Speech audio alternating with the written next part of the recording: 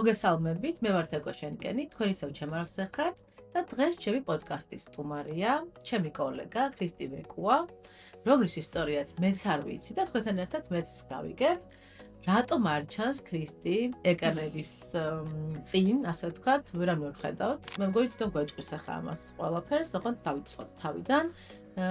ქრისტი მაინტერესებს საიდან დაიწყე საერთოდ ამ სფეროში მოღვაწეობა? როგორ აღმოჩნდა შენი პროფესია? სად ისწავლე? ყველაფერი მაინტერესებს იდეაში, იმიტომ რომ მართლა არაფერი არ ვიცი. ესე წლები ავიცნობ ერთმანეთს, მაგრამ არასოდეს ასე დაწვრილებით არ გვისაუბრია, როგორც თქვა, ახლა ვსაუბრობდით და მე მგონი არც ხალხმა არ იცის. მეც ნაკლებად, მაგრამ მართლა არ იცის ხოლმე. მოგესალმებით. დიდი მადლობა რომ მომიწვიე. კედან გამომდინარე რომ მართლა არ ჩანვარ ხოლმე, დაუშვი ეს გამონაკლისი, რაც იშვიათად ხდება ხოლმე, მაგრამ ზოგჯერ საჭიროა. რა თქმა უნდა. ვარ იურისტი პროფესიით, ვმუშაობდი. სხვათა შორის ბოლო ჩემი სამსახური იყო გლდანის საპრობლემ. აი რა საინტერესო. და მოდი კანცელარიაში პატიმრების პირად საქმეებზე ვმუშაობდი ხოლმე და იმ დროს ახლა მაკიაჟი შეიძლება ახლა არის ცოტა ისეთი ტრენდული, ასე ვთქვათ, ხო? ყველანი ჩვენით ვიბრანჭებოდით ხოლმე რა. მქონდა ჩემი კოსმეტიკური ჩანთა. კი ბატონო. თუ კი ვინმე სადმე მიდიოდა, მე ვუკეთებდი ხოლმე მაკიაჟს. ეს რაღაცნაირად თავისთავად მოხდა, იმიტომ რომ ეს არის პროფესია, მე უკვე ესე ვიტყოდი, რომელიც ან გეხერხება, ან ისე ვერ ისწავლი რა, რაც არ უნდა გაიარო საბაზისო კურსები. ხედვა უნდა გქონდეს, აუცილებლად ხატვის ნიჭიც უნდა გქონდეს და ძალიან ისეთია სპეციფიური რა. და ამ ჩემი კოსმეტიკური ჩანთით, ჩემი ტონალური სფერით აი მაგას როგორ ახერხებდი? ანუ ვერც უსვამდი ყველას. ვერც უსვამდი ყველას რა და სხვათა შორის დღემდე რამოდენიმე გოგონა შემეხვიანა, სტუდენტობის დროინდელი ჩემი მეგობრები ვინც არიან, გახსოვს პირველი მაკიაჟი მე მგონი მე გავიკეთე და ეხლა ნახე როგორ განვითარდიო და რა თქმა უნდა ყველაფერს თავისი დრო აქვს ხოლმე. რამდენ წელს მოიცავს შენი რამდენი წელია უკვე ამას? პროფესიულად თუ შევხედავთ 2016 წლიდან, თითქმის 10 წელია, კი, იმიტომ რომ ისწავლე მერე თუ ეს შენ თვითონ სწავლის? არა, თვითონ სწავლი არ ვარ, იმიტომ რომ ვცხოვრობდი კიევში, იქ რა თქმა უნდა ჩემი იურისტობა არავის არ სჭირდებოდა, იმიტომ რომ ცოტა სხვა წყობა იყო ამ ხრივ. ძალიან ბევრი რაღაცები მიკვირდა, იმიტომ რომ თუნდაც საფუძვლებზე რომ მივდიოდი და მე ჩემი პროფესია იყო, ძალიან ბევრი რაღაცები შოქში ვიყავი ხოლმე, რომ ეს ბიუროკრატია იქ გრთამი და იქ მაინც ხო. ხო, და არავის არ ჭირდებოდა, იმიტომ რომ თანამდებობებს ყიდულობდი ქვეყნებში. კი, დღემდე ასეა. დღემდე ასეა. კი.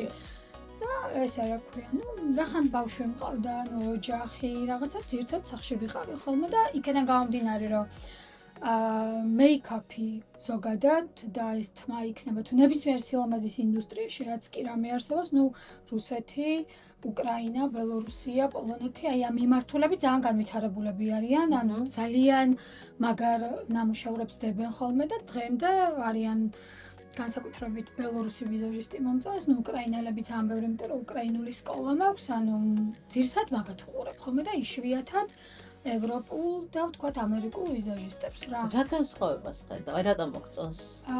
ჯერ ერთი უფრო კრეატიულები არიან და იქიდან გამომდინარე რომ ძალიან დიდი კონკურენცია არის სპეციალისტების, უფრო მაგარ ნამუშევრებს დებენ. ჩემი აზრით, თორე არის რა თქმა უნდა პეტ მაგრატი, ისა მაია ფრენჩი, აი ვთქვათ უფრო ევროპული და ამერიკული ვიზაჟისტები თუ ჩამოვთვალოთ, მაგრამ სლავები იქიდან გამომდინარე ისინი აი როგორ თქვა, პურზეც კი არ ჩადიან მაკიაჟის და მარცხნივობის გარშე, ბევრად უფრო განვითარებულია, ესე მგონი არ ვიცი. და ძალიან დიდი კონკურენცია არის რა, ასე ვთქვათ და მაგანაც განაპირობა. და იქიდან გამომდინარე რომ ვიყავი დიასახლისი, მიჩვეული იმას რომ მე-9 კლასიდან მუშაობდი, ჯერ ჟურნალისტობით დავიწყე, მე იურიდიულზე ჩავაბარე, ვერ შევეგუე. რუსულ სახლში ვიყავი და სულ ფიქრობდი რომ მოდი ვისწავლი ამას, სხვათა შორის ფოტოგრაფიის სწავლაც მინდოდა მეხერხება. მაგრამ აი ცოტა რთული პერიოდი როცა დადგა, მიდგა საუბარი იმაზე რომ ოჯახი უნდა დანგრეულიყო, გადავწყვიტე რომ მომესწრო და სანამ ცხოვრობდი კიევში, ჩავაბარა ვიზაჟის აკადემიაში. კი, ავიღე დიპლომი, ჩავალაგე ბარგი, ჩემ ბავშვი ავიკიდე და ჩამოვედი. რამდენი წელი გავიდა მასმე? მასმე გავიდა ზუსტად 9 წელი. ერთ-ერთი რამაც განაპირობა მე ჩემი ეს პროფესიული სვლა იყო ის რომ ვიყავი მარტო ხალხი და ალბათ უბრალოდ ჩვეულებრივი დამთხოვა რა ყოფილიყო, აი ესეთი მონდომებით ავექნებოდი ჩართული, იმიტომ რომ რაღაცნაირად ძველ პროფესიაში დაბრუნება არ მინდოდა, იმიტომ რომ იქ კიდე ცალკე სტრესი იქნებოდა. რო ხატავ ერთგვარი თერაპიაა, ხო? თავისთავად. შენ ციცი და ჩათვალე რომ ფსიქოლოგთან რომ მიდიხარ, შეიძლება გაგიშვას ერთ-ერთ თერაპიაზე იქ ძერწვა, ხატვა და ასე შემდეგ. და მაკიაჟი იყო ჩემთვის, აი თქვათ ის დაახლოებით 1 საათი მაკიაჟს რო ვაკეთებდი, აი წდებოდი ყველაფერს საერთოდ. კი, მე ჩემი სამსახური მშველის ხოლმე რომ რაღაცებზე არ ვიფიქრობ. კი ბატონო, ზუსტად ეგრეა და ანუ მე ნელ-ნელა მივხვდი რომ ამას უნდა გავყოლოდი. და მივიღეთ შედეგად. რადგან სხვაობა დაგხვდა აი იქავსა და აქაო სიტუაცია შორის თუნდაც. თანხმობრივი სხვაობა გაიგო. თანხმობრივი სხვაობა კი, მაგრამ სხვათა შორის ეგეთი დიდი სხვაობაც არ იყო, იმიტომ რომ იქ რახან ძალიან დიდი კონკურენცია, ის ფასები არ არის, რაც გონია რომ შეიძლება იყოს. ანუ მე პირადად სწავლაშიც კი იმაზე გაცილებით ნაკლები თანხა გადავიხადა 3 თვის მანძილზე, ვიდრე აქ ღირდა მაშინაც კი.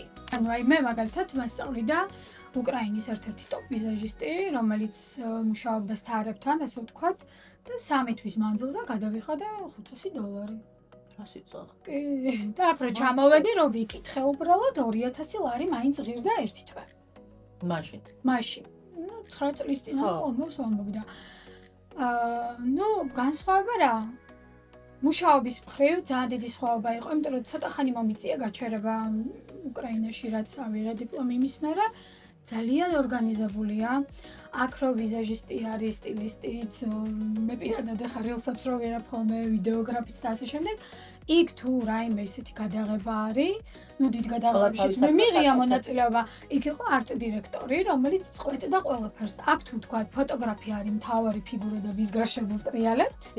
და ველოდებით მე საუკუნე ფოტოებს იქ ეგრე არ იყო არტ დირექტორი წყვეტდა და როგორი მაკიაჟი უნდა ყოფილიყო რეფერენსი სიტყვა იქ გავიგე პირველად აქ რო ვთქვი ვიღაცებს გავუკვირდათ მუდბორდი და მე ნელ-ნელა შემოვიდა რა თქმა უნდა ეს ტერმინებიც მაგრამ იქ საქმის მიმართ ეს ქართული დაგვიანებები არ მოსულა ყველამ თავისი ფუნქცია იცის გამნათებელი ცალკეა იქ ხმის უბრალოდ ნახე აი მაგ შემთხვევაში მაგათად ბრენდი გიკვეთავს რაღაცას ახლა აი მაგათად ჩემ უახლოს მეგობართან ვიყურებ ამერიკაში და ისეთ რაღაცებს მიყვება რომ ბრენდი რომ ხანდახან უკვეთავს ბრენდი და მიდიან იტალიაში გადასაღებად მაგათ იმიტომ რომ იქ ინტერიერი ჭირდებათ იტალიური წარმოიდგინე რამდენი სიხდის ბრენდი რომ ყველას ბილეთი ყველას ჭამა ყველას სასტუმრო უნდა ანაზღაურდეს მანდაც ახლა შეიძლება ახსენე არტ დირექტორი, გამნათებელი, იქ რა ვიცი, მომსახურე პერსონალი, ვიზაჟისტი, თმის სტილისტი, მოდელი,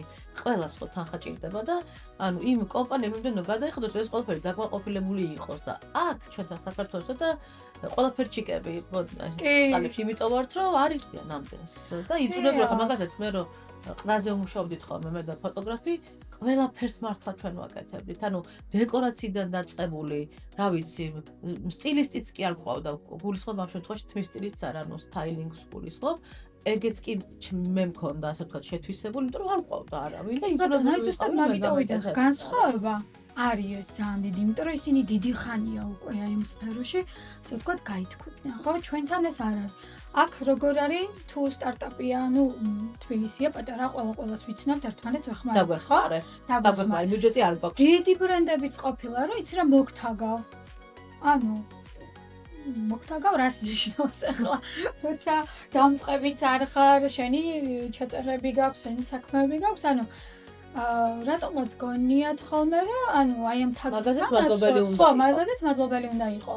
და ანუ ყველაფერში კი მართლა გამოვდივართ, მაგრამ ჩემი აზრით დრო სჭირდება ამ ყველაფერს რა. ანუ თან საქართველოს აი რაც არ უნდა ვქნათ, არ არის ისეთი ბაზარი დიდი, რომ ამაში ფული იშოვებოდეს გასაგებია, მაგრამ ძალიან დიდი ბოდიში შე რო რაღაც პროდუქტს ყიდი და ეს პროდუქტი ფირს რაღაც საკმაოდ დიდი თანხა, ამაში ფულიც უნდა ჩადო.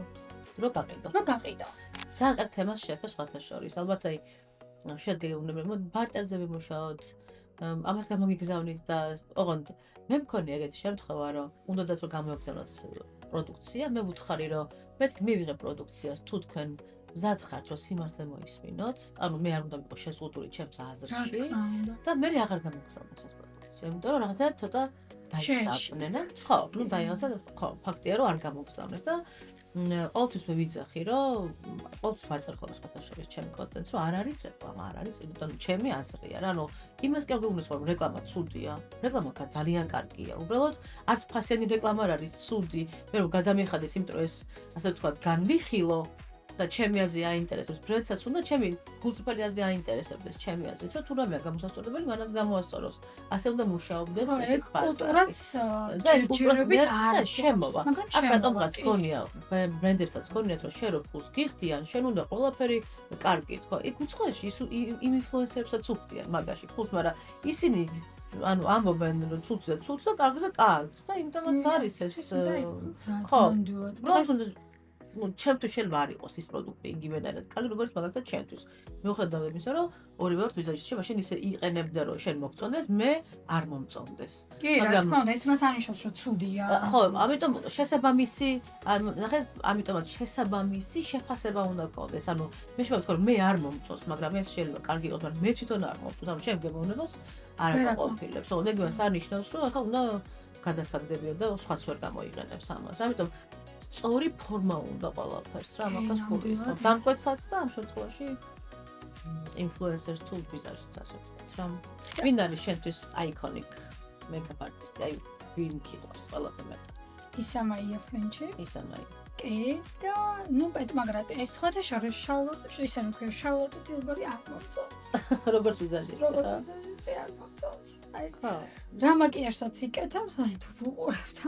ოღონდ სულ ერთი და იგივე მაკიაჟი აქვს, ბოლო ნუ კაი, ვთქვათ, მეც ერთი და იგივე მაკიაჟი მაქვს, მაგრამ ანუ იქ ჩრდილს რო ვხედა, ცუდად ჩაბლენდელს უკვე.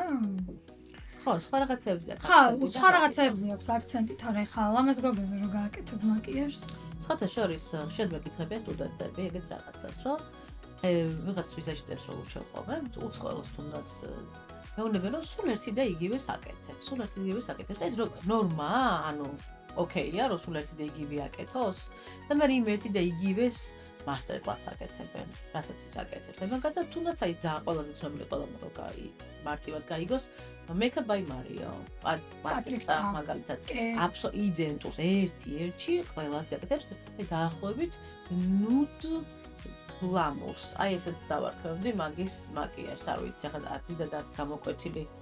ისეთია ძალიან, როგორ გითხრათ.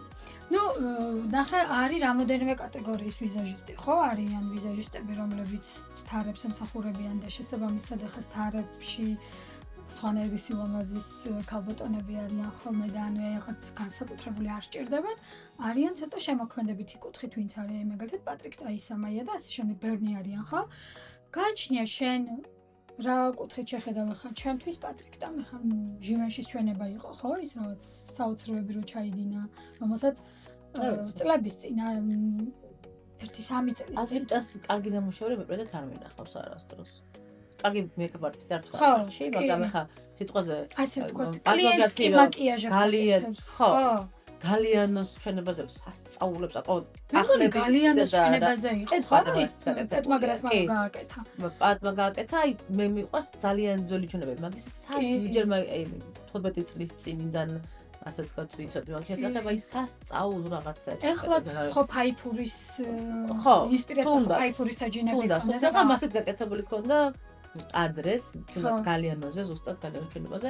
ანუ ხა მან უკვე ჩანს კრეატიულობა, ბევრი რაღაც ჩანს მან და აი მაგას გულისხმობ. ხა როგორ შეიძლება შეადარო თუნდაც ხა პატრიკა და პატმაგრატი, ანუ სხვადასხვა დონეა ჩემთვის მაინც. ორივე ცნობილია, ორივე ბევრი ფული აქვს უკვე და კარგ ქვეყნებში, კარგ დროს, კარგად დეს აღმოჩნდა, ხო ორივე. კი, რა თქმა უნდა. ნუ გააჩნია ვის რა მიმართულება აღმოჩნდა რაღაც ეგეთ ანუ უკეთ თორდები ვერსაჩესთან თავიდან თუ ავწდები. და ახლა პატრიკაც ამ კაილით რა ქვია როგორც ამ კარდაშიანების დინასტიაში აღმოჩნდა შემთხვევით. მე მგონი მარიო, ხო? მარიოც იყო, მარიოზე იყო კიმ კარდაშიანი და ეს აღმოჩნდა კაილით რა. ნუ ხო, კაილი კოსმეტი მაგის იყო პატრიკ, თქვენსტები.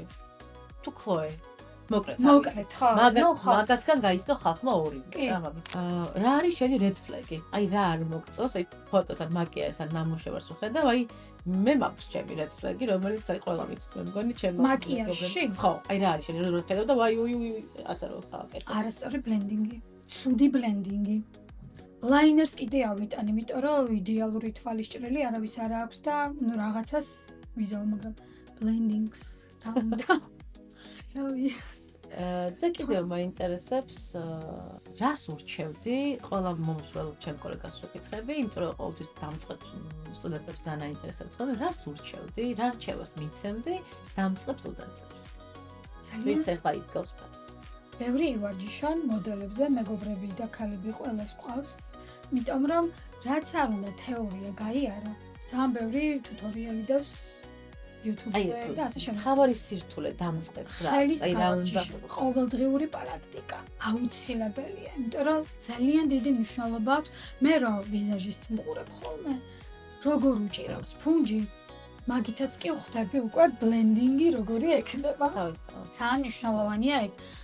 თეორიას შეიძლება არ ქონდეს იმხელა მნიშვნელობა, უბრალოდ კი დროში მარტივად დაამხეცებ, მაგრამ რაც უფრო გაავარჯიშებ ხელს, მით უფრო უკეთეს შედეგს დადებ აუცილებლად. ჩვენს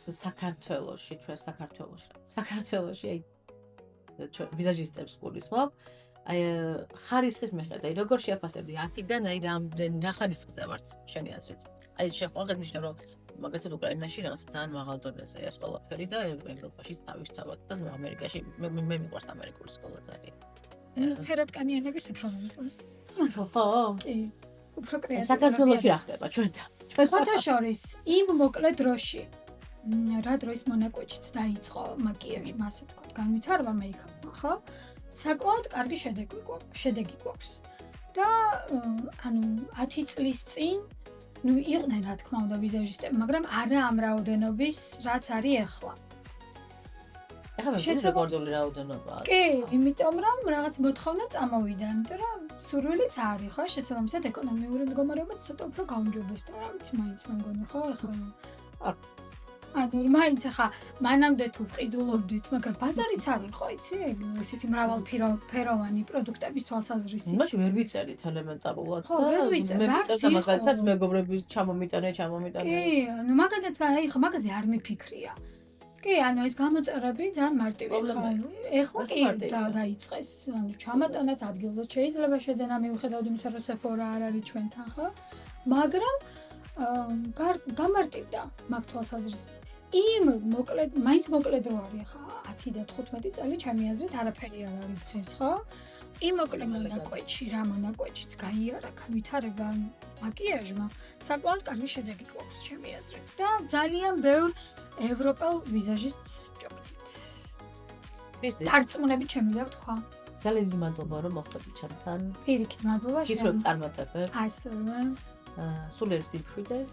აი ეს ძალიან მნიშვნელოვანია, იმიტომ რომ მაგის გარეშე კი ბატონო.